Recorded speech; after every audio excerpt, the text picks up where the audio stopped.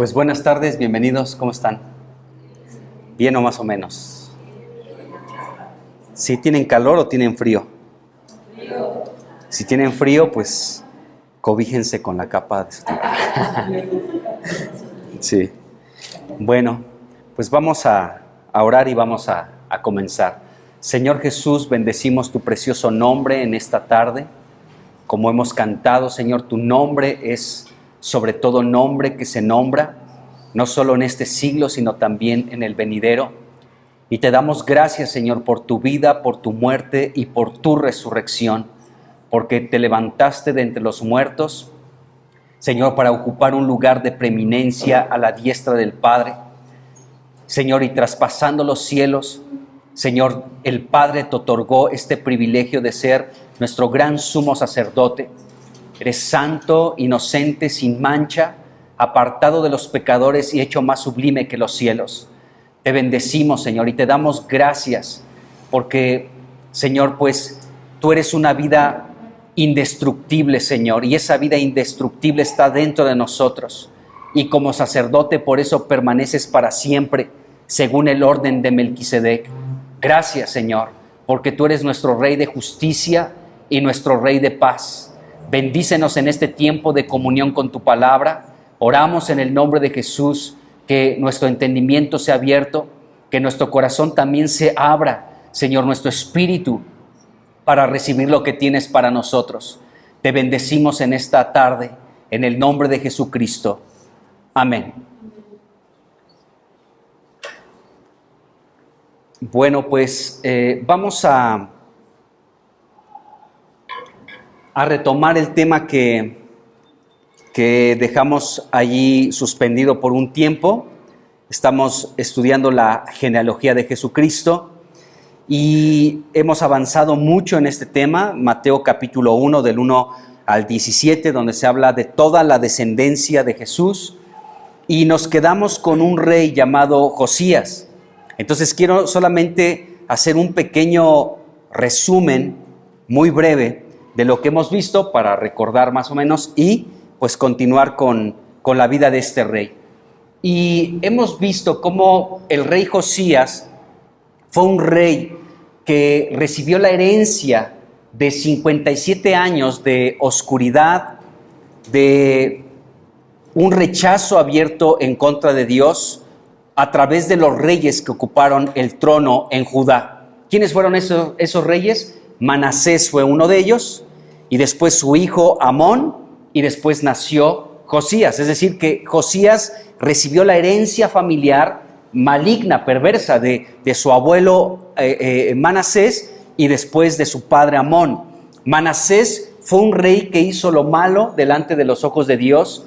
Recuerden que derramó mucha sangre inocente, sacrificó a sus propios hijos, fue un hechicero, hacía conjuros mágicos, era una persona muy detestable delante de los ojos de Dios porque se entregó completamente a la idolatría. De hecho, introdujo en el templo de Dios la idolatría, la prostitución por todo el pueblo de Judá. Y entonces, bueno, ese rey Manasés sí llegó el punto en el que se arrepintió, pero después de que él murió, se levantó su hijo Amón, y Amón fue un rey que magnificó todavía más toda la perversidad que había realizado su padre Manasés. Entonces Amón todavía fue mucho más perverso, pero a diferencia de su padre Manasés, Amón no se arrepintió. Entonces fueron 57 años de oscuridad, de idolatría, de perversidad, de una adoración a los demonios en el reino de Judá, ¿de acuerdo? Por 57 años, y entonces nace Josías. Y Josías, nos dice la Biblia, que comenzó a reinar desde que tenía 8 años. Y hemos pasado por diferentes lapsos de su vida. La Biblia se encargó, el Espíritu Santo de Dios se encargó de mostrarnos en la palabra los diferentes momentos por los que atravesó este rey en diferentes edades, y cómo él, desde que fue pequeño, comenzó a buscar a Dios de todo su corazón. Así que vamos rápidamente a Segunda de Crónicas, que es donde nos quedamos, en el capítulo 34, y solamente todavía estamos recordando un poquito de este rey, y nos dice en el versículo 1 que a los 8 años tenía Josías cuando comenzó a reinar, ¿de acuerdo? Y 31 años reinó en Jerusalén. Después el versículo 3 del mismo capítulo 34 de Segunda de Crónicas nos dice que a los 8 años de su reinado, siendo aún muchacho, ¿sí?, comenzó a buscar a Dios, al Dios de David, su padre, ¿de acuerdo? Y entonces este versículo en esta primer parte nos dice que a los 8 años de su reinado, es decir, si él comenzó a reinar a los 8 años de edad, y aquí nos dice que a los 8 años de su reinado, ¿sí?, esto nos indica que Josías a los 16 años, siendo un muchacho, un jovencito, dice que comenzó a buscar al Dios de sus padres, de su padre David. Entonces vemos que desde muy joven, él se inclinó hacia Dios. Él fue un hombre, un joven, que desde muy joven, pues a los 16 años, comenzó a buscar al Señor. Entonces, el que la juventud pueda tener un corazón para buscar a Dios es algo que no está cerrado, está abierto por parte de Dios. De hecho, a Dios le agrada llamar a los jóvenes para que le sirvan. Si podemos leer en la Biblia a muchas personas, podemos darnos cuenta que muchos fueron llamados siendo muy jovencitos. David fue llamado a los 15 o a los 17 años. El sucesor de Moisés, Josué, era muy joven también en su momento. Podemos ver cómo los discípulos eran jóvenes, 16, 17, 19 años. Pedro, Juan, Jacobo, eran jóvenes, ¿de acuerdo? Juan el Bautista fue apartado para Dios a los lugares desiertos hasta que llegó a manifestarse a Israel, siendo desde niño, muy joven. Samuel el profeta fue apartado por su madre, consagrado desde que fue destetado, ¿de acuerdo?, para servir a Dios. Entonces, vemos que Dios no está molesto o tenga algo en contra de la juventud, todo lo contrario, Dios llama a muchos jóvenes. Este ha sido algo que siempre ha estado en el corazón de Dios. Tenemos a un Timoteo, tenemos a un Tito, jóvenes todos ellos, ¿de acuerdo?, que fueron llamados para servir al Señor.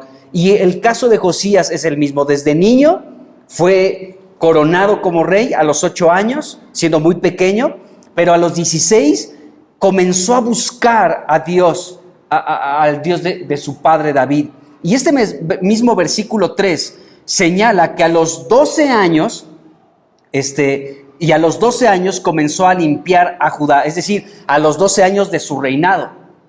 Esto quiere decir que Josías tenía 20 años cuando comenzó a limpiar la casa de Dios, ¿de acuerdo? Comenzó a limpiar no solamente a Judá, a Jerusalén, de toda la idolatría que había allí, sino también comenzó a limpiar la casa de Dios. Y bueno, esto nos dice el versículo 3. Después, en el versículo 8, nos dice que a los 18 años de su reinado, después de haber limpiado la tierra y la casa, se refiere al templo de Dios, comenzó a indicar al sacerdote y al escriba y a muchas personas que repararan y restauraran la casa de Dios, porque así había sido deteriorada, había sido agredida por los reyes anteriores. Entonces, este versículo 8 nos indica que a los 18 años de su reinado, es decir, Josías tenía 26 años en este momento. Entonces, si se dan cuenta, la Biblia se encarga de señalar los diferentes momentos en la vida de este hombre que buscó a Dios. A los 8 años, a los 16, a los 20, y la Biblia nos dice que a los 26 años también comenzó a ordenar que se limpiara, se reparara, se restaurara la casa de Dios que había sido maltratada, ¿de acuerdo? Y en este contexto, ¿sí?, de estar reparando y restaurando la casa de Dios, sucedió algo inédito, algo impresionante. Estaban reparando, estaban restaurando la casa de Dios cuando de pronto encontraron el libro de la ley. Todo esto ya lo vimos con más detalle, pero solamente estamos otra vez como recordando, refrescando aquello que ya vimos con más detalle para continuar con lo que nos falta ver de este rey Josías. Entonces encuentran el libro de la ley. El libro de la ley estaba en la casa de Dios, pero parece ser que estaba como ahí, en un rincón, todo polvoriento, no era tomado en cuenta cuando Dios había indicado que la palabra de Dios, por lo menos una vez cada 7 años, se tenía que reunir toda la congregación para que todo el pueblo de Dios pudiera escuchar la lectura del libro de la ley. ¿De acuerdo? Todo el pueblo de Dios tenía que hacer esto, y aquí habían pasado muchos años en los que no se había realizado este ejercicio espiritual que Dios había demandado. Cada 7 años, cuando se celebre el festival de las enramadas o de los tabernáculos, tienen que reunirse todo el pueblo y se tiene que dar lectura al libro de la ley. Vamos rápidamente a recordar ese pasaje. Está en Deuteronomio. Ahorita les digo qué versículo es y en qué capítulo está, para que recordemos esto que está escrito en la palabra de Dios. Déjenme rápidamente, aquí lo encuentro. Bueno, hace tiempo que lo vimos, que si se dan cuenta, tampoco lo tengo aquí tan fresco. Pero bueno, déjenme rápido lo encuentro y ahorita les digo. Espérenme, déjenme les digo. Así más. Aquí lo. ¿Cuál? 31:24. 31, bien, gracias. Qué bueno que sí se acuerdan, ¿eh? Muy bien. Así es. Deuteronomio 31, del 9, vamos a leer del 9 al 13 nada más. Fíjense bien. Dice, y escribió Moisés esta ley y la dio a los sacerdotes hijos de Leví, que llevaban el arca del pacto de Jehová, y a todos los ancianos de Israel. Y les mandó Moisés diciendo, al fin de cada 7 años, en el año de la remisión, en la fiesta de los tabernáculos, cuando viniere todo Israel a presentarse delante de Jehová, tu Dios, en el lugar que él escoja, leerás esta ley delante de todo Israel a oídos de ellos. Harás congregar al pueblo, varones y mujeres y niños y extranjeros que estuvieran en tus ciudades, para que oigan y aprendan y teman a Jehová su Dios y cuiden de cumplir todas las palabras de esta ley. Y los hijos de ellos que no supieren, oigan y aprendan a temer a Jehová su Dios todos los días que vivan sobre la tierra, a donde van, pasando el Jordán, para tomar posesión de ella. Entonces, esto era algo que se tenía que practicar, pero vemos que en los tiempos de Josías, les digo, 57 años atrás, pues había olvidado la palabra de Dios, el templo estaba deteriorado, y entonces en esta reparación del templo encontraron el libro de la ley.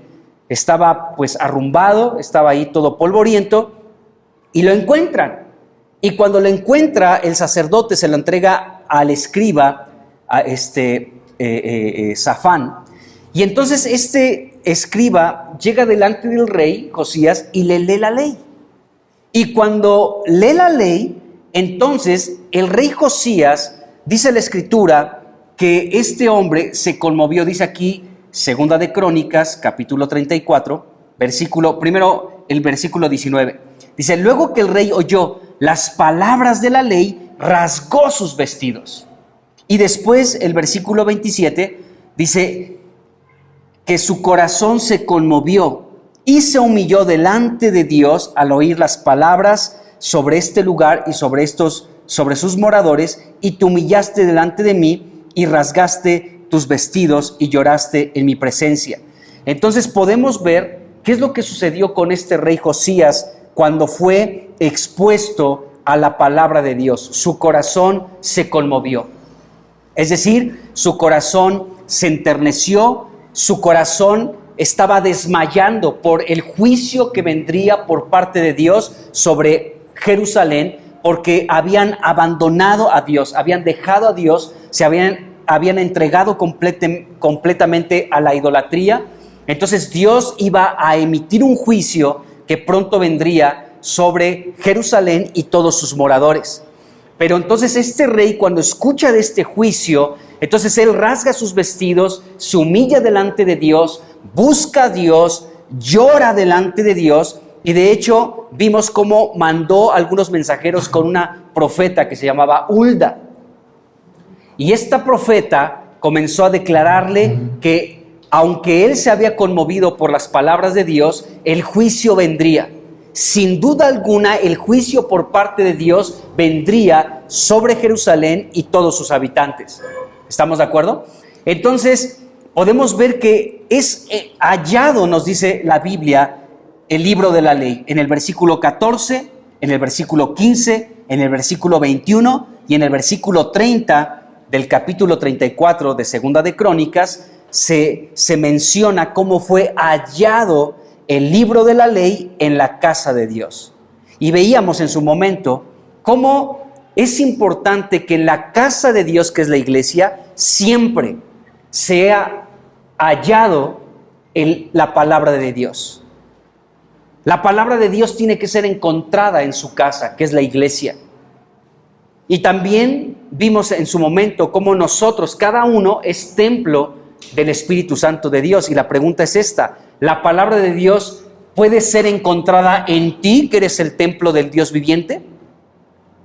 De manera individual, pero también de manera colectiva, como somos el cuerpo de Cristo, ¿la palabra de Dios se encontrará en la casa de Dios que somos nosotros? Tiene que ser así.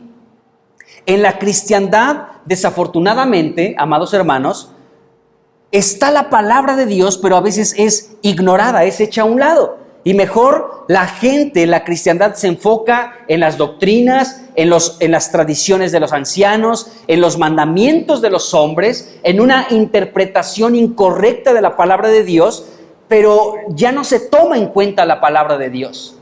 Entonces la pregunta es si en la iglesia, en la cristiandad, se puede encontrar la palabra de Dios o no.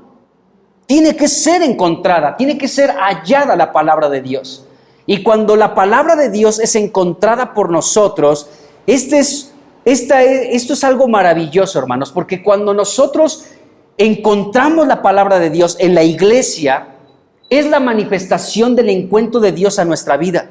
Cuando tú puedes tomar un tiempo y leer la Escritura y de pronto hay algo que sale y llama tu atención, es Dios que se está manifestando a tu vida, que está saliendo a tu encuentro a través de la palabra. Podemos decir que estás hallando a Dios a través de su palabra. Entonces, qué importante es que tú y yo seamos un pueblo, una iglesia que lea la Biblia. La pregunta es esta: tú de manera individual, como templo del Espíritu Santo de Dios, ¿la palabra puede ser encontrada en ti? ¿O la palabra de Dios es lo más lejano que hay en tu vida? Nunca lees la Biblia, no tienes interés en las Escrituras, pasas el menor tiempo posible leyendo la Biblia. No tienes un interés en la Escritura. Entonces, ¿la palabra se podrá encontrar en ti o no? ¿O estará enrumbada por ahí? Y en la iglesia, de manera colectiva, ¿la palabra estará o no estará? Yo creo, amados hermanos, que por la gracia y misericordia de Dios, en esta iglesia local está presente la palabra de Dios. No está arrumbada, no está polvorienta, no nos enfocamos en filosofías ni en ser optimistas, ¿no? Un curso de optimismo para levantar tu autoestima, para que seas un triunfador, para que seas, no sé, hablamos la Escritura, la palabra ha salido muchas veces a nuestro encuentro. Dios mismo se ha manifestado a nuestra vida en esta iglesia local. Y bueno, entonces el pueblo de Dios, el rey Josías tiene un encuentro con la palabra de Dios, su corazón es conmovido. Primero, su corazón estaba que se desmayaba. ¿Por qué razón? Por el juicio que vendría. Pero también su corazón se enterneció, fue conmovido por la palabra de Dios. Qué importante es que la palabra de Dios en muchos momentos nos haga desmayar. Es decir, que seamos confrontados por la palabra y que digamos: Dios, perdóname. Y en cierta medida experimentamos como ese desmayo, ¿no? Porque la palabra nos está enfrentando. Pero también qué importante es que la palabra de Dios nos conmueva y nos enternezca.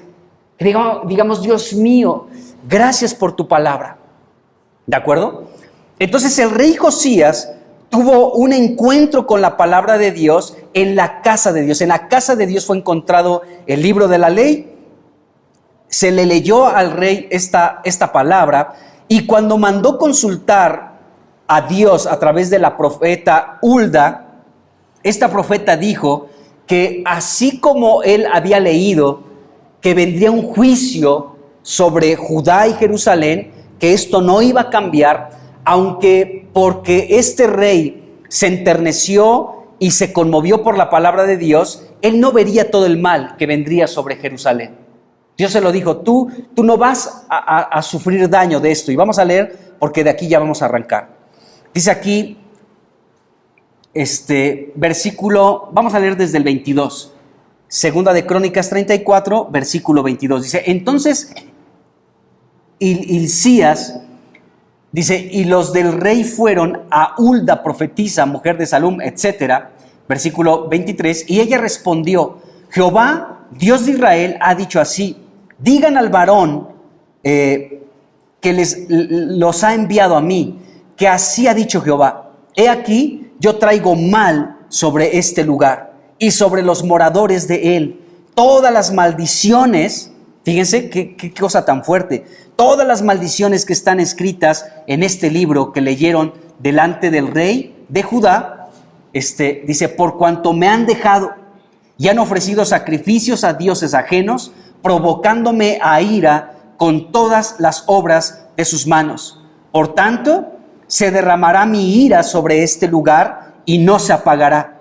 Mas al rey de Judá, que los ha enviado a consultar a Jehová, así dirán, Jehová, el Dios de Israel, ha dicho así, por cuanto oíste las palabras del libro, y tu corazón se conmovió, y te humillaste delante de Dios al oír sus palabras sobre este lugar y sobre sus moradores, y te humillaste delante de mí, y rasgaste tus vestidos y lloraste en mi presencia, yo también te he oído, dice Jehová, y he aquí que yo te recogeré con tus padres, y serás recogido en tu sepulcro en paz, y tus ojos no verán todo el mal que yo traigo sobre este lugar y sobre los moradores de él. Y ellos refirieron al rey la respuesta. Entonces Dios estaba decidido a venir sobre este pueblo con un juicio.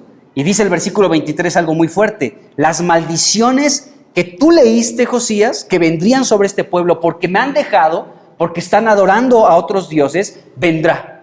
¿De acuerdo? Juicio de maldición. Y tal vez podemos recordar ahí, no sé, Deuteronomio 28, donde habla de las bendiciones y las maldiciones. Y vaya que la lista de maldiciones en Deuteronomio 28 son largas y son muy fuertes, ¿de acuerdo? Y un pasaje paralelo a esto es Segunda de Crónicas, el capítulo 23, donde también la Biblia, en el capítulo 22, solamente para reforzar esto, es un capítulo paralelo a este que estamos leyendo en Crónicas, y dice el versículo 19, Segunda de Reyes 22, versículo 19, dice, y tu corazón se ha enternecido, y tú te humillaste delante de Jehová cuando oíste lo que he pronunciado contra este lugar y contra sus moradores, que vendrán a ser asolados y malditos. O sea, está fuertísimo lo que Dios le dijo al rey Josías a través de esta profeta Hulda, que vendría asolación, maldición, y que sería un pueblo que estaría así, o sea, serían, como dice aquí, malditos. Está fuertísimo el juicio que vendría por parte de Dios sobre Jerusalén y sus moradores.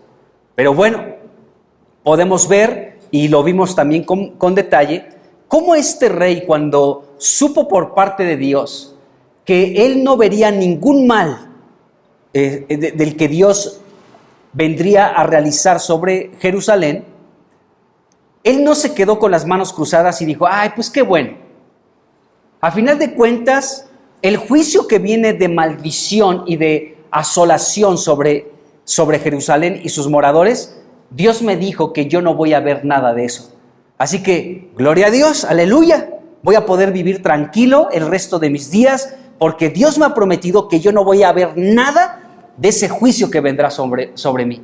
Vemos que este rey no actuó de esa manera, no se cruzó de brazos y se conformó y dijo, bueno, pues a mí qué me importa, a final de cuentas a mí no me va a suceder nada. No fue la actitud así de este hombre. Hubo otro rey, también lo mencionamos, Ezequías, que cuando vino por parte de Dios también una palabra que vendría de juicio sobre sus descendientes, él dijo, por lo menos en mis días habrá paz y seguridad, sabiendo que Dios le dijo que aquellos que recibió de Babilonia vendrían años más adelante para tomar como cautivos a sus descendientes. Y se cumplió en el tiempo de Nabucodonosor, ¿de acuerdo? Que tomó del linaje real a muchos que los volvió eunucos para que sirvieran al rey de Babilonia allá en Babilonia. Pero vemos que Josías no tomó esa actitud. Entonces, cuando él escuchó del juicio que vendría sobre Jerusalén, él realizó algo hermoso, hermanos, verdaderamente hermoso, algo maravilloso. Él llamó a todo el pueblo a una convocatoria. Él subió al templo de Dios y convocó a todos, a los líderes, a los sacerdotes, a los profetas, a todo el pueblo, a todos los moradores de la tierra, para que subieran a Jerusalén, porque el rey quería que escucharan este mensaje y se convirtieran a Dios de todo su corazón. Entonces dice aquí, versículo 29, entonces el rey envió y reunió a todos los ancianos de Judá y de Jerusalén. Y subió el rey a la casa de Jehová, y con él todos los varones de Judá y los moradores de Jerusalén, los sacerdotes, los levitas y todo el pueblo, desde el mayor hasta el más pequeño. Y leyó a oídos de ellos todas las palabras del libro del pacto que Jehová, que había sido hallado en la casa de Jehová. ¡Qué tremendo! O sea, este rey no se quedó como en una comodidad de decir, pues a mí no me va a suceder nada. Él se preocupó por el juicio que vendría sobre Jerusalén. Y esto nos tiene que hacer pensar a nosotros también mucho, hermanos. ¿Cómo nosotros, qué actitud tomamos al leer la Biblia y saber que de parte de Dios vienen juicios sobre la tierra? Podemos leer a los profetas, podemos leer Apocalipsis, podemos leer Mateo 24, Lucas 21, Marcos 13, podemos leer todo Apocalipsis y sabemos que Dios está decidido a mandar juicio sobre la tierra, pero ¿cómo nosotros respondemos ante los juicios que van a venir sobre la tierra? Porque Dios va a proteger a su remanente en medio de todos los juicios. Dios va a proteger de una manera sobrenatural a su pueblo, a su iglesia. Y podemos pararnos en ese lugar y decir, bueno, pues con que a nosotros no nos pase nada, Dios, haz lo que quieras, ¿no? Pero vemos que Josías fue un rey que se preocupó por los moradores y los convocó a una reunión en la casa de Dios para leerles el libro de la ley. Qué impresionante, hermanos. Entonces, qué bueno que estamos aquí, por ejemplo, hoy reunidos, porque estamos escuchando el mensaje del Señor. Entonces, en cierta medida, esto que vivió el rey Josías con todo el pueblo de Dios, lo estamos viviendo y experimentando nosotros. Así que el rey Josías quería de cierta manera hacer todo lo posible, todo lo que había en su corazón, todo lo posible para revertir en la manera posible este juicio que vendría sobre Jerusalén. Entonces él dijo, Señor, yo sé que va a venir un juicio, va a venir maldición de parte tuya sobre este pueblo, pero mientras yo viva, mientras yo esté como rey sobre tu pueblo, quiero hacer todo lo posible, todo lo que esté a mi alcance, todo lo que esté en mis posibilidades, porque te amo, Señor. Quiero que este pueblo también te conozca y te ame y te sirva. Y en la mayor medida que se pueda, que aún este juicio no venga sobre este pueblo. Entonces él empezó a tener una actitud de interceder sobre todo este pueblo. Y lo primero que hizo fue esto: reunió a todo el pueblo, los líderes, los ancianos, los sacerdotes y profetas, los levitas, todos, desde las mujeres, desde el mayor hasta el menor, todo el pueblo se reunió en la casa de Dios, y ahí mismo el rey Josías, dice el versículo 30, la última parte prácticamente, dice que leyó, dice aquí, ahí estaban todos reunidos, dice, y leyó a oídos de ellos todas las palabras del libro del pacto que había sido hallado en la casa de Jehová. O sea, el mismo rey Josías fue el que agarró el libro y lo comenzó a leer.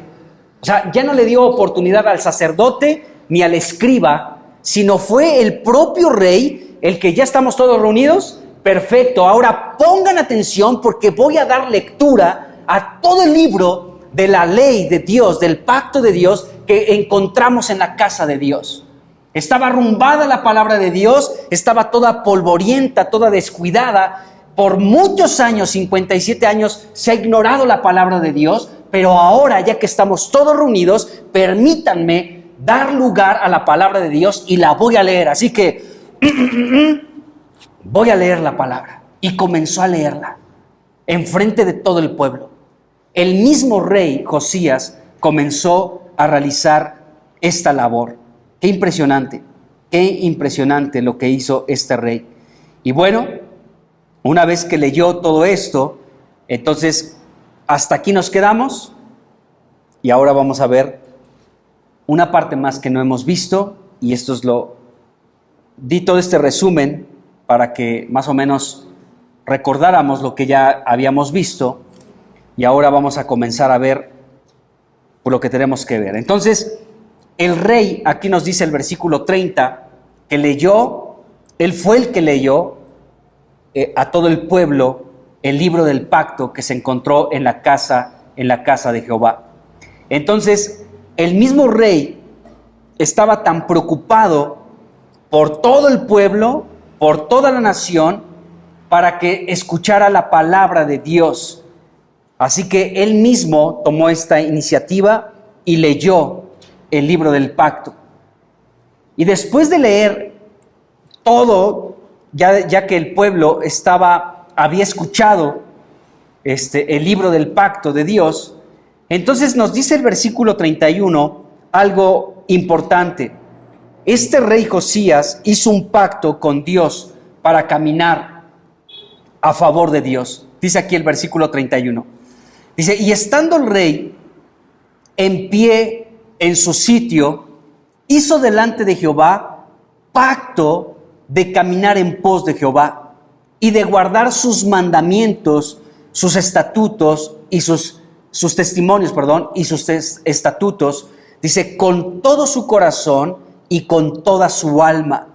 Dice, poniendo por obra las palabras del pacto que estaban escritas en aquel libro. Entonces, bueno, voy a seguir leyendo. Dice, e hizo que se obligaran a ello todos los que estaban en Jerusalén y en Benjamín, y los moradores de Jerusalén hicieron conforme al pacto de Dios, del Dios de sus padres.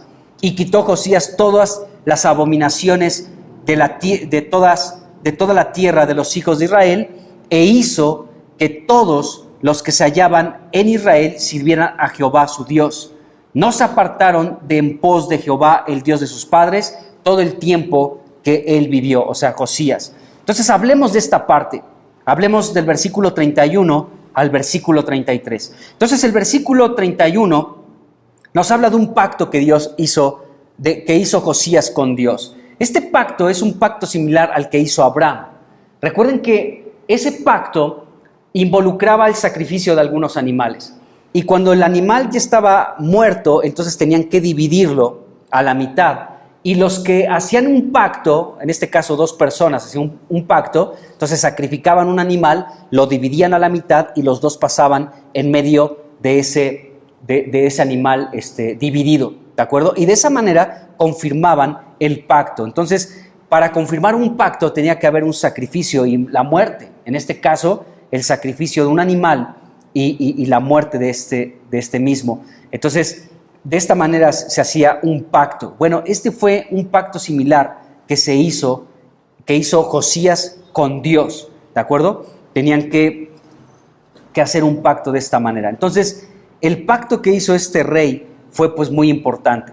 Ahora, en este mismo versículo 31, nos dice que el rey Josías se puso en pie frente a todo el pueblo y públicamente declaró su compromiso, ¿sí?, de obedecer la palabra de Dios con todo su corazón y con toda su alma.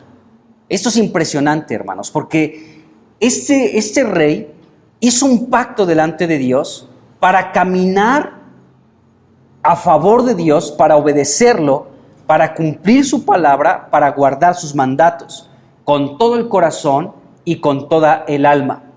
Esto que leemos en el versículo 31, de guardar los mandamientos de Dios con todo el corazón y con toda el alma y ponerlos por obra, ¿sí?, seguramente te recuerda al primer y gran mandamiento, y por supuesto que sí. O sea, porque vamos a ver esto, hermanos, cómo nosotros podemos amar a Dios con todo nuestro corazón y con toda nuestra alma. Porque este rey Josías, o sea, no fue ligero lo que hizo con Dios, hizo un pacto.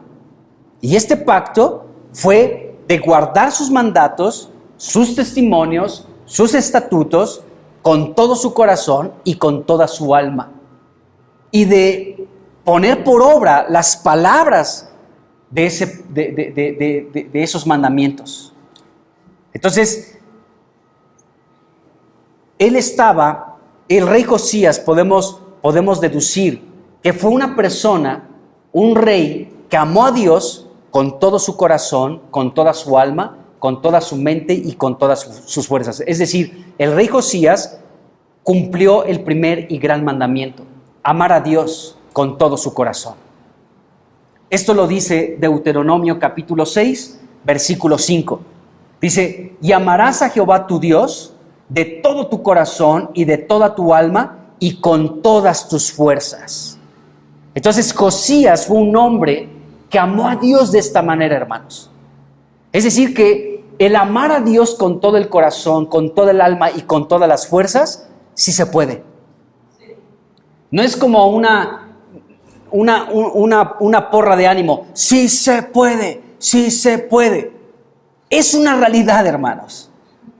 Porque la Biblia se encarga de registrar el hecho de un hombre llamado Josías que pudo amar a Dios con todo su corazón y con toda su alma, y que hizo un pacto delante de Dios y delante de todo el pueblo para andar en los mandamientos de Dios y ponerlos por obra, con todo su corazón y con toda su alma.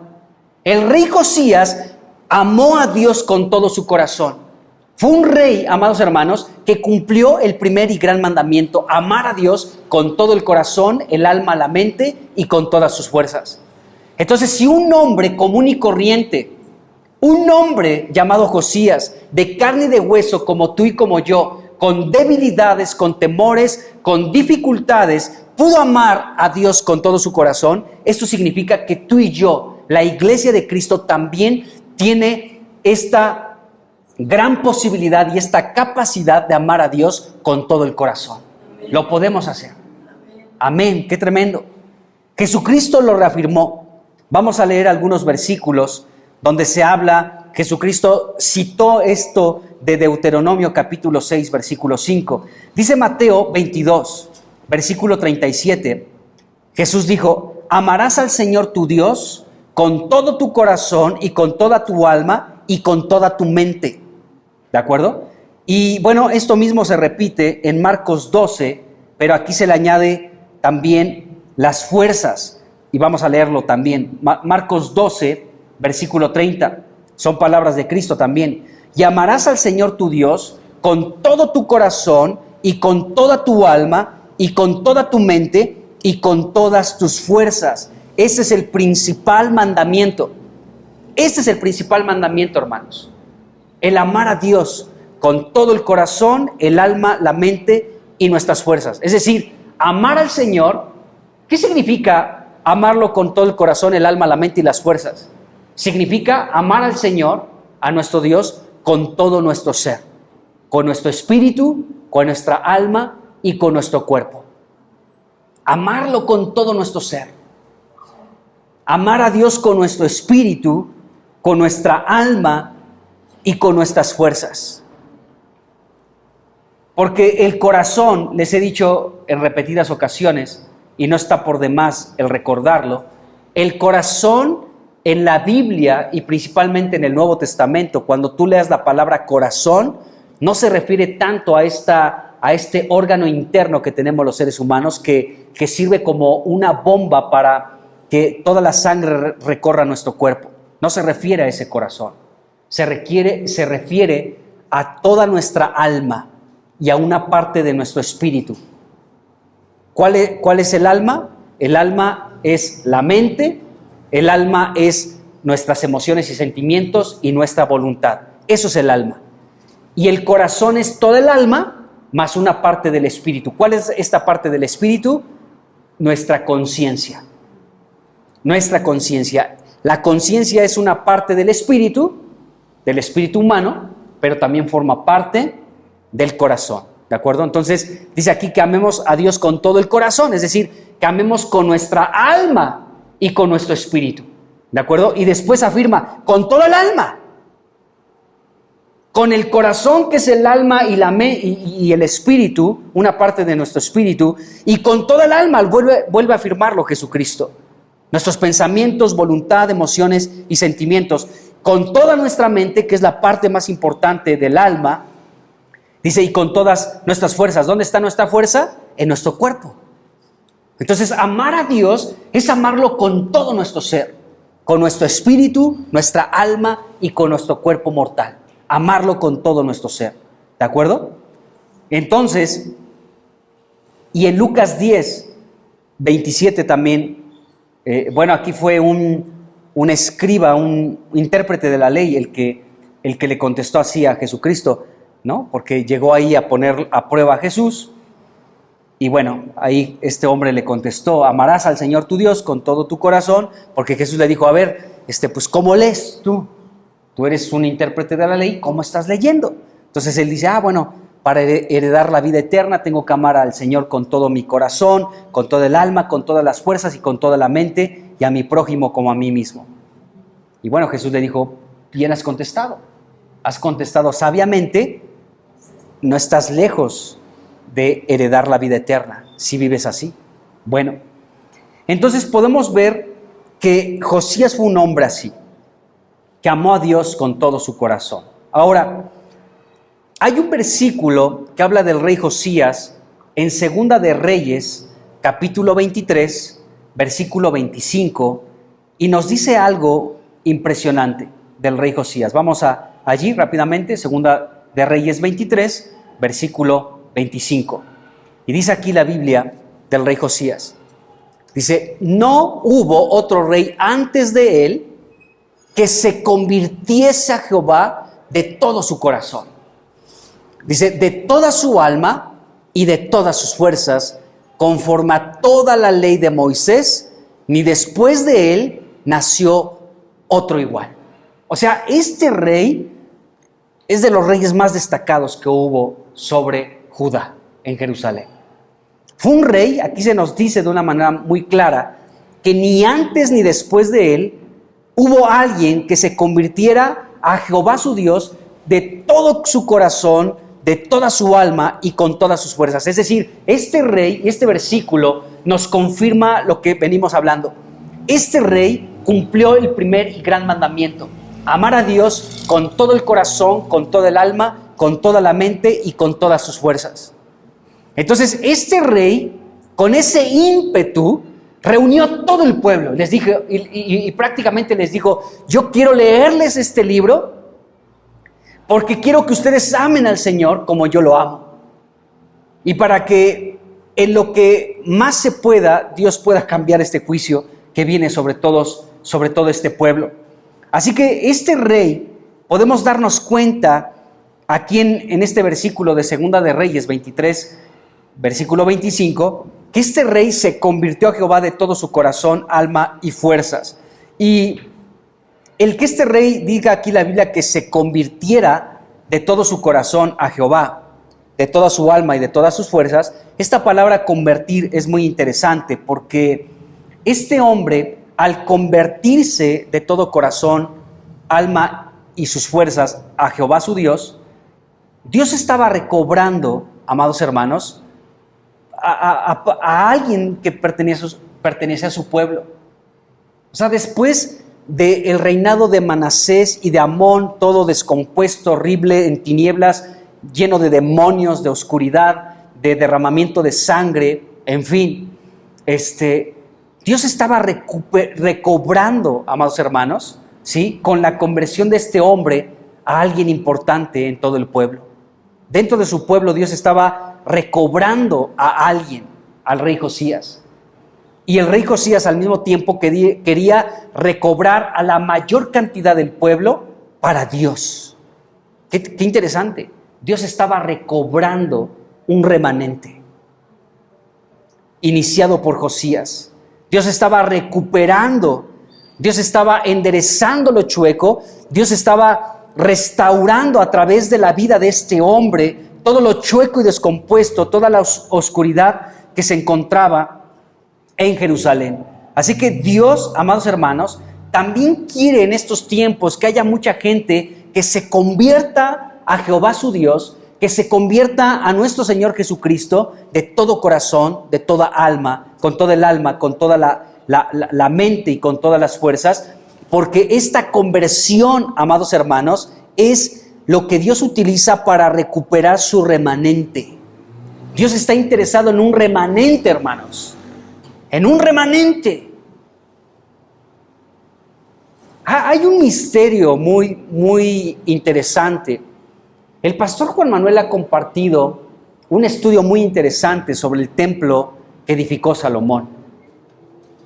Y comienza a explicar el significado de las medidas del templo. Medía 30 codos de frente por 60, me parece, de largo y la altura. Pero al comenzar a desarrollar ese tema, hay una parte importante donde dice, por ejemplo, la medida larga de este templo nos habla de cómo la casa de Dios está abierta para todos, a todos los pueblos y todas las naciones. ¿Por qué? Porque mide 60 codos, si no me estoy equivocando. A ver, déjenme verificar que no esté dando una información equivocada. Esto está en Primera de Reyes 8. No está en Primera de Reyes 8. ¿Dónde está? Déjenme ver.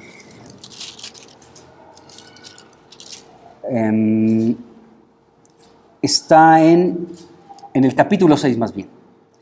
Y en el capítulo 6, en el versículo 2, dice: la casa que el rey Salomón edificó a Jehová tenía 60 codos de largo. Y en resumen, lo que nos compartía el pastor Juan Manuel es que estos 60 codos, el número 6, acuérdense que el número 6 es el número de hombre. ¿De acuerdo? Entonces, el que tenga 60 codos de largo, ¿sí?, está hablando de que Dios admite en su casa, que es la iglesia, a cualquier persona de cualquier nación y de cualquier pueblo. Todos están invitados a formar parte de la iglesia. Por eso lo largo del templo era de 60 codos, ¿de acuerdo? Y después da otra medida. Dice, y 20 de ancho, o sea, el frente de la casa era de 20 codos. Y entonces ya se reduce la parte frontal de la parte larga del templo. Y cuando hablaba de esto, también hablaba cómo en la parte de enfrente pues se encuentra la puerta del acceso a la casa de Dios. Entonces, como ahí el número 20 es un tercio de los 60 codos, ¿estamos de acuerdo? O sea, 60 codos mide de largo, pero de frente mide 20 codos. ¿Qué significa esos 20 codos? Que solamente un tercio, y esto está de miedo, solamente un tercio de la población mundial va a poder ingresar a la casa de Dios. Es decir, que 2 tercios de toda la humanidad van a rechazar a Jesucristo, le van a dar la espalda, lo van a odiar, y a todos los que pertenecen al pueblo de Dios, ¿de acuerdo?, los van a perseguir.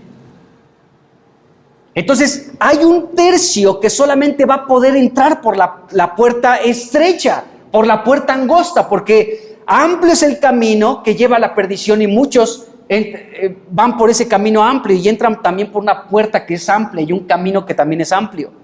Pero la puerta angosta se encuentra en estos 20 codos, en este tercio, donde solamente una pequeña parte de toda la población humana, ¿sí?, un tercio de toda la gente va a poder entrar. Y no es que Dios no quiera que entren, sino que ahí están los 60 codos. La invitación para formar parte de la iglesia está abierta para toda la humanidad, pero la humanidad, solamente un tercio va a querer pertenecer a la iglesia. Está tremendo, hermanos. Entonces, ese es el remanente de Dios. Y Josías era parte de ese remanente en su tiempo. Y él estaba luchando junto con Dios para que no solamente él formara parte de este remanente. Por eso convocó a todo el pueblo después de que fue conmovido, enternecido, de que estaba a punto de desmayar por el juicio que vendría sobre Jerusalén. Y aún sabiendo que él no iba a ver nada de ese juicio, no se conformó, sino convocó a todo el pueblo. Vengan, por favor, es urgente que nos reunamos en la casa de Dios, porque allí se ha encontrado el libro del pacto de la ley y yo quiero que todos estén informados y que todos tengan oídos para oír el mensaje de Dios a través de del libro de la ley. Y comenzó él a leerlo. ¡Qué impresionante! Entonces, la Biblia nos dice que este rey se convirtió de todo su corazón a Jehová, de toda su alma y de todas sus fuerzas. Es decir, amó al Señor con todo su corazón. Y este rey entonces estaba dando lugar para que se pudiera recobrar el remanente de Dios. Y Dios está buscando lo mismo de su iglesia hoy. Que seamos gente que ame a Dios con todo el corazón, el alma, la mente y con todas nuestras fuerzas. Cuando vivimos de esta manera, entonces Dios está recuperando a su remanente. Está recobrando su remanente.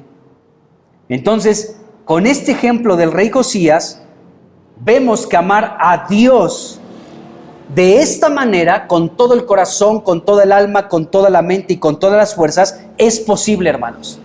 Es posible por esta razón, porque la Biblia testifica de Josías. Un hombre como tú y como yo pudo amar a Dios de esta manera. Entonces, está abierta la puerta para que le amemos de manera idéntica. Qué impresionante, ¿no creen? Ahora, versículo 32 y 33. Dice aquí, dice, e hizo que se obligaran a ello, ¿a qué? A guardar los mandamientos de Dios, con todo el corazón y el alma, y que los pusieran por obra. Entonces, este rey, dice aquí la Biblia, que obligó, y es una palabra fuerte, ¿estamos de acuerdo? Pero entonces el rey dice que obligó a la gente de su pueblo para que obedeciera los mandatos de Jehová su Dios. El pacto y las condiciones. Además, dice el versículo 33, que hizo que todos, ahí hay una pequeña frase, hizo que todos, versículo 33, dice, déjenme ver dónde dice, aquí está, e hizo que todos, ¿sí? Y bueno, y en el versículo 31, en el versículo 32 dice que obligó a todos, y aquí dice que hizo que todos, entonces él los estaba obligando, ¿de acuerdo?, a que todos guardaran los mandatos de Dios, que todos pudieran tener un corazón para Dios. Entonces esas palabras del versículo 31 obligó, o sea, obligó a todo el pueblo, el versículo 32, y luego la frase hizo que todos, del versículo 33, parece ser que son palabras muy fuertes, y lo son, porque ¿qué me vas a estar obligando tú? Tú a mí no me obligas en nada, Pero vemos que aquí hubo un rey que obligó a todo el pueblo para andar conforme a los mandamientos de Dios. Eso está fuerte, hermanos. Está muy fuerte. Sabemos que obligar es hacer que alguien haga algo utilizando la fuerza o la autoridad, ¿de acuerdo? O sea, quien tiene autoridad obliga a alguien a que haga algo. Utiliza la fuerza y la autoridad que le fue delegada. Pero esta palabra obligar significa insistir. Esta palabra que aparece aquí en el versículo 32, obligar, significa insistir. Y sabemos que el insistir, amado hermano, es repetir, ¿sí? El hacer hincapié en algo. Eso es una insistencia, ¿no? El que se nos insista y se nos insista en hacer alguna cosa, ¿de acuerdo? Entonces, hay una persona que se mantiene firme en repetirnos y repetirnos, en hacer hincapié y persiste manteniéndose firme en insistir y repetir una y otra vez alguna cosa. Entonces, esto es lo que hace Dios con nosotros. Él nos obliga a través de estarnos insistiendo, ¿de acuerdo? De repetir una y otra vez, de hacer hincapié en las cosas que están en el interés del corazón de Dios. Y Él se encarga en estar repitiendo una y otra vez. Insiste una y otra vez. Hace hincapié y lo repite y vuelve a insistir y vuelve a insistir, ¿de acuerdo? Hasta que nos quede claro. O sea, esto es lo que Dios hace para obligarnos. Nos insiste algunos asuntos. ¿Tú has percibido de parte de Dios que Él está insistiendo algo en tu vida? Y le estás haciendo caso en aquello que Él constantemente te está repitiendo. Por ejemplo, voy a hablar de esta iglesia local. A través de los años que llevamos juntos, Dios ha insistido y repite una y otra vez: reúnanse, hermanos. Vamos a reunirnos. ¿Será mi insistencia o será la insistencia de Dios? Entonces Dios nos quiere obligar a que estemos reunidos en su nombre. ¿Y cómo nos obliga? Insistiéndonos, repitiéndonos, poniendo hincapié en este asunto en repetidas ocasiones. Reúnanse, reúnanse. No sean como aquellos que tienen este mal hábito, ¿de acuerdo? De reunirse cada vez que quieren. Dice, no dejándonos de congregar como algunos tienen por costumbre, dice la Escritura en Hebreos. Entonces, es algo que Dios está insistiendo y nos está obligando a reunirnos. Estoy citando solamente un ejemplo, ¿de acuerdo? Entonces, Dios está persistiendo, reiterando constantemente, repitiendo, está como machacando algo, ¿no? Ahí como cuando preparamos esas salsas deliciosas que antes preparaban las abuelitas. Bueno, al menos yo tengo ese recuerdo de mi abuelita y de mi mamá también. Esas salsas que preparaban en el molcajete. Ahí ponían a asar unos jitomates, tomate, cebolla, un ajo. Me acuerdo que ahí mi mamá le echaba así una pizca de sal y ahí estaba con el molcajete. ¡No, hombre! ¡Qué maravilla esa salsa! De 10 al diseño. Ahí estaba machacando todo este asunto. Bueno, Dios está machacando en nuestras vidas esto también. Constantemente machacando asuntos que son de su profundo interés, para que nosotros persistamos en ello y nos adaptemos a aquello que Él está obligándonos, a aquello que Él está insistiendo en que llevemos a cabo.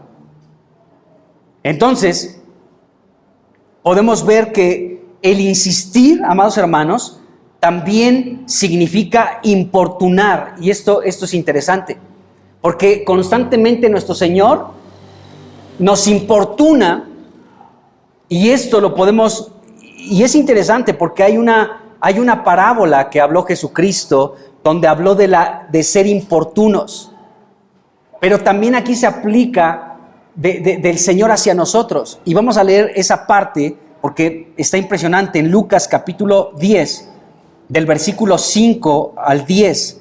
Y vamos a ver aquí cómo el Señor Jesucristo nos invita a que nosotros insistamos en oración, por ejemplo. Y vamos a leer esta parte. Lucas 10.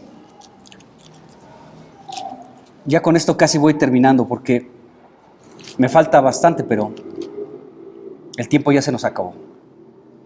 Pero vamos a leer aquí Lucas 10, del 5 al 10. Dice aquí: y les dijo también, ¿quién de ustedes que tenga un amigo, va a él a medianoche y le dice: amigo, préstame 3 panes porque un amigo mío ha venido a mí de viaje y no tengo qué ponerle delante? Y aquel, respondiendo desde adentro, le dice: no me molestes, la puerta ya está cerrada y mis niños están conmigo en cama, no puedo levantarme y dártelos. Les digo que aunque no se levante a dárselos por ser su amigo, sin embargo, por su importunidad, aquí está esta palabra que significa insistir, ¿sí? Por su importunidad se levantará y le dará todo lo que necesite. Dice: y yo les digo, pidan y se les dará, busquen y hallarán, llamen y se les abrirá. Porque todo aquel que pide recibe, y el que busca halla, y el que llama, y al que llama se le abrirá. Qué palabras tan maravillosas de Jesús. Impresionantes, hermanos. Porque déjenme explicarles esta parábola, ya con esto estamos terminando. Fíjense, aquí entran 3 amigos. Uno que está en su casa y que recibe la visita de otro amigo. Entonces, este amigo hospedador no tiene que ofrecerle a su amigo visitante. Entonces, este amigo que va a hospedar, rápidamente pues invita a su amigo: a ver, pásate, siéntate aquí, ahorita vengo, no te preocupes, voy a ofrecerte algo de comer. Así que este amigo hospedador, para ofrecerle al amigo visitante, va a la casa de otro amigo y le toca la puerta y es medianoche. Amigo, por favor, dame 3 panes porque me acaba de visitar un amigo y no tengo nada que ofrecerle. Pero dame algo, por favor, para poder ofrecer al que estoy recibiendo, que me ha visitado. Entonces, el amigo al que están tocando la puerta ya está en su cama con sus niños acostaditos a medianoche. Yo a medianoche, hermanos, ya teléfono, llamadas, ya no existo. Entonces, este amigo que ya está en la comodidad de su casa, acomodado en la cama con su familia ya durmiendo, entonces, dice aquí la Biblia que le dice: no me molestes, la puerta ya está cerrada, mis hijos ya están cómodamente dormidos conmigo en cama, no puedo levantarme y dártelos.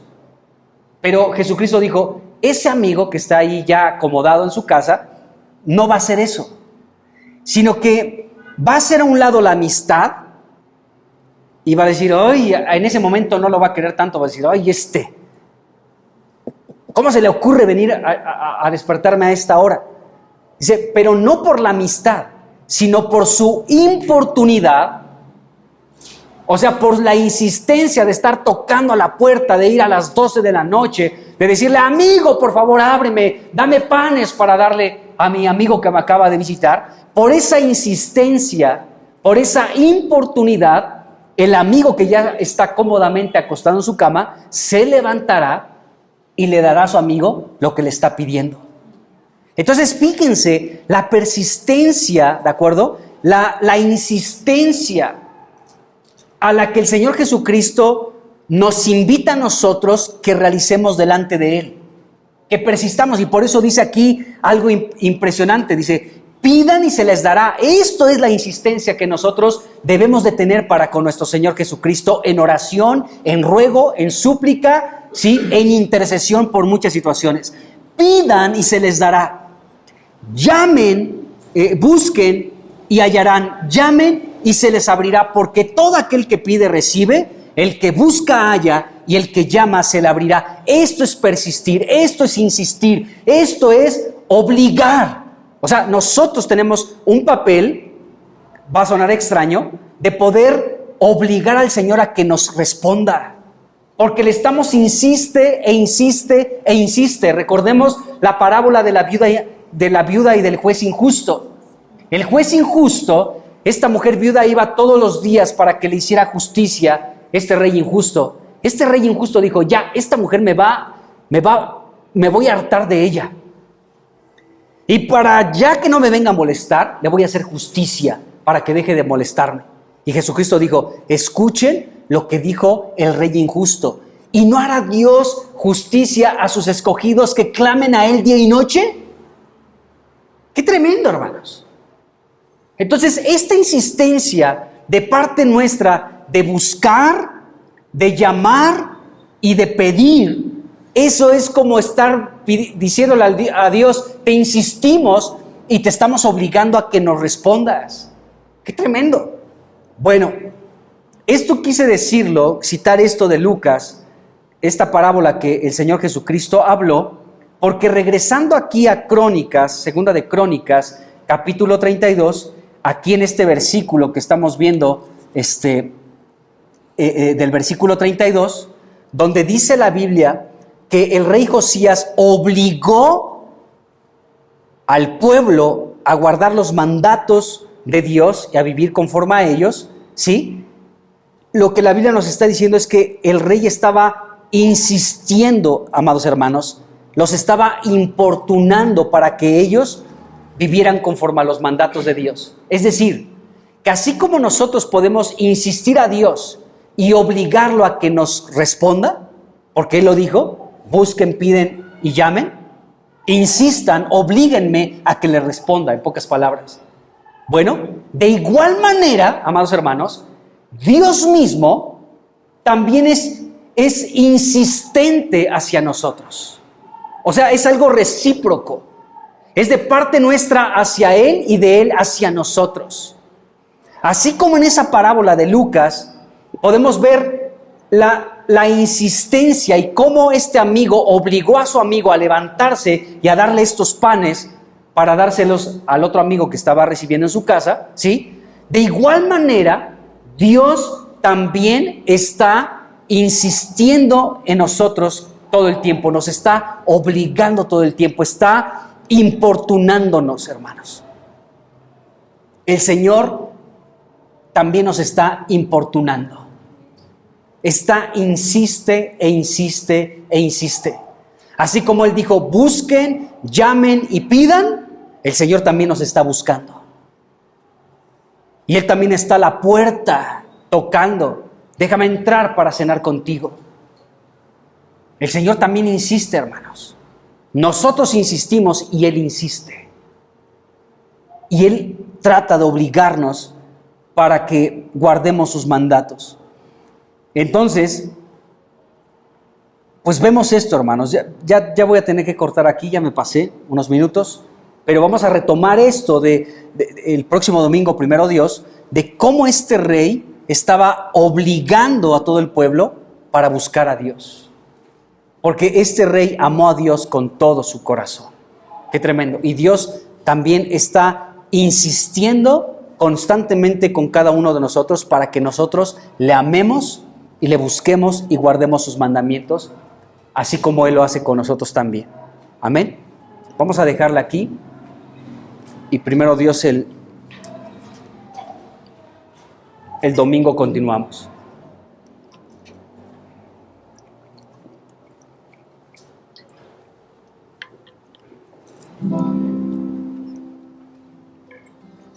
Pues Padre, te amamos, Señor.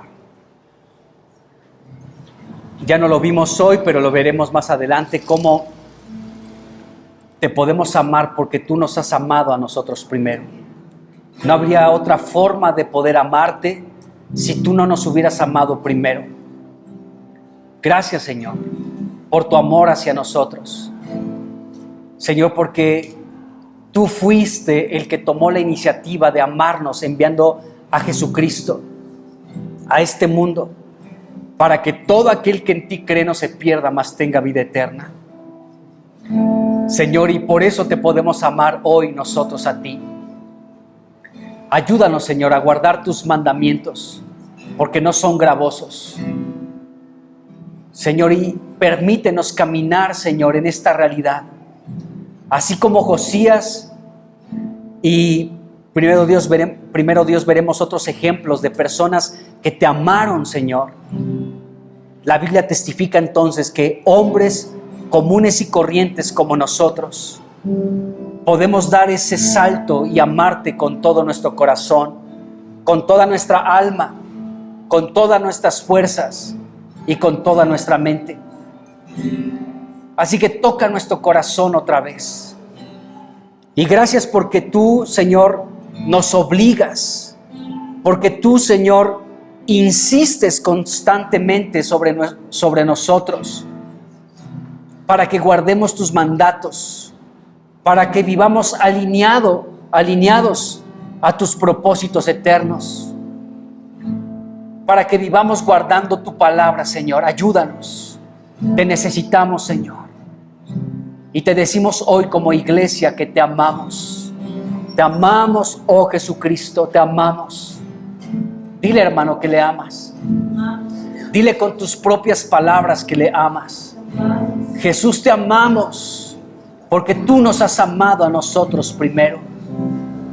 Te amamos porque de tal manera amó Dios al mundo que ha dado a su Hijo unigénito para que todo aquel que en Él cree no se pierda, mas tenga vida eterna. Te amamos, oh Jesús. Te amamos. Dios es amor. Tú eres el amor. Y el amor de Dios ha sido derramado en nuestros corazones por el Espíritu Santo que nos ha sido dado. Te amamos, Jesús. Te amamos, Jesucristo. Te amamos porque tú eres nuestro gran sumo sacerdote que traspasó los cielos. Oh Señor, porque estás sentado a la diestra de la majestad en las alturas, hecho superior a los ángeles, coronado de gloria y de honra. Oh Señor, y porque en estos últimos tiempos el Padre nos ha hablado por medio del Hijo, a quien ha constituido heredero de todo y por quien asimismo hizo el universo. Gracias, Jesucristo, te amamos porque tú sostienes todas las cosas con la palabra de tu poder. Aún nos sostienes a nosotros con la palabra de tu poder. Y te amamos, Cristo, porque tú fuiste la demostración del amor del Padre hacia nosotros. Viviste como hombre en esta tierra 33 años y medio y te presentaste como el sacrificio perfecto, aceptable, agradable delante del Padre para redimirnos y rescatarnos. Oh, eso fue tu amor, Jesucristo, el amor de Dios manifestado a la humanidad. Jesucristo, hombre. Te bendecimos, Jesús, te amamos. Oh, Abba, te amamos. Jesucristo, te amamos. Padre Celestial, te amamos. En el nombre de Jesús. Aleluya, Jesús.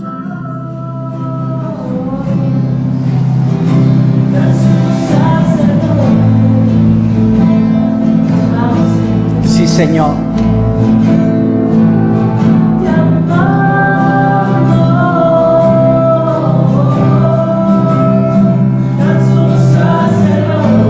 Te amamos, Jesús, te amamos.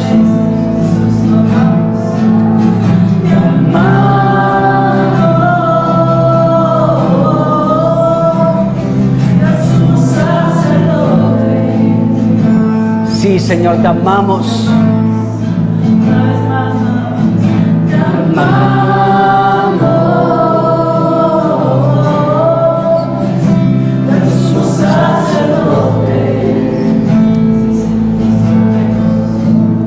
Te amamos, Señor, y te damos gracias en el nombre de Jesús. Amén, Señor. Amén, Jesús.